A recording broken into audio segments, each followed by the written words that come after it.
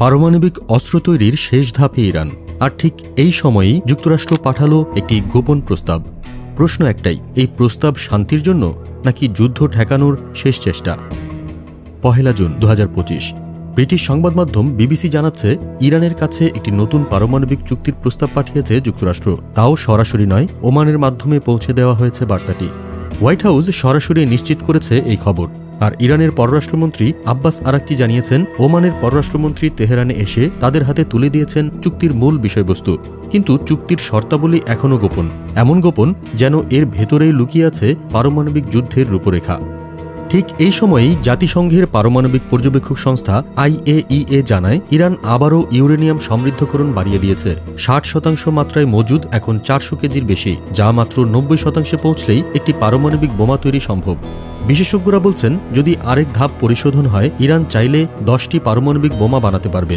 তবে ইরানের দাবি, তাদের পারমাণবিক কর্মসূচি সম্পূর্ণ শান্তিপূর্ণ। তাহলে প্রশ্ন দাঁড়ায়, যদি সব শান্তির জন্য হয়, তাহলে চুক্তির শর্ত কেন গোপন? আর কেনই বা এত দ্রুত সমৃদ্ধ ইউরেনিয়াম তৈরি করছে ইরান?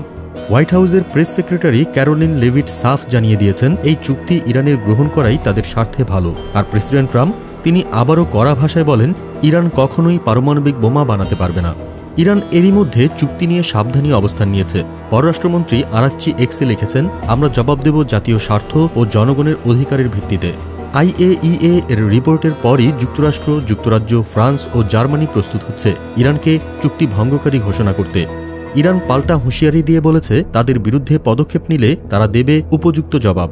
ইরানের দাবি সবকিছু রাজনৈতিক ষড়যন্ত্র। তবে যুক্তরাষ্ট্রের তথ্য বলছে, ইরান চাইলে 2 সপ্তাহের কম সময়েই অস্ত্রমানের ইউরেনিয়াম তৈরি করে ফেলতে পারবে এবং কয়েক মাসেই একটি পারমাণবিক বোমাও। তাহলে এই গোপন প্রস্তাব কি যুদ্ধ বন্ধের ইঙ্গিত, নাকি সামনে আসছে মধ্যপ্রাচ্যের সবচেয়ে ভয়ঙ্কর সংঘাত? ইরান যুক্তরাষ্ট্র এই পারমাণবিক দাবার ছকে একটা ভুল চাল মানে হতে পারে তৃতীয় বিশ্বযুদ্ধের শুরু।